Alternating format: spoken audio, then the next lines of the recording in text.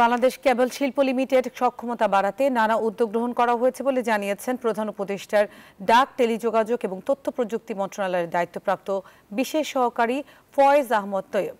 বৃহস্পতিবার খুলনায় কেবল শিল্প লিমিটেড কোম্পানি পরিদর্শন শেষে তিনি একথা বলেন। আরও বলেন, চাহিদা মেটাতে অপটিক্যাল ফাইবারের উৎপাদন বৃদ্ধিতে কাজ করছে প্রতিষ্ঠানটি। এ সময় মোবাইল নেটওয়ার্ক প্রতিষ্ঠানগুলোকে অপটিক্যাল ফাইবারের ব্যবহার বাড়ানোর আহ্বান জানান তিনি। এছাড়া ভূগর্ভস্থ কেবলের ব্যবহার শুরু করতে প্রকল্প হাতে নেওয়া হয়েছে বলে জানান ফয়েজ আহমদ তৈয়ব। আমরা চেষ্টা করছি যে এমন একটা পলিসি, টেলিকম পলিসি করার। টেলিকম পলিসিতে আমরা বলছি লাইসেন্স অব্লিগেশন হিসাবে, অর্থাৎ লাইসেন্স প্রাপ্তির শর্ত হিসাবে আগামী 3 বছরের মধ্যে অন্তত 80% মোবাইল টাওয়ারকে ফাইবারাইজ করতে হবে।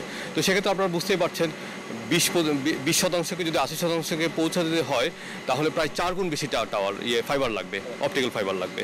তো সেক্ষেত্রে বাংলাদেশের যে সরকারি প্রতিষ্ঠানগুলো এদের প্রায় 65% বাকি সরবরাহ করছে। ইলেকট্রা রেফ্রিজারেটর, খাবার তাজা তো জীবন তাজা। ইলেকট্রা, ফ্রিজের রাজা।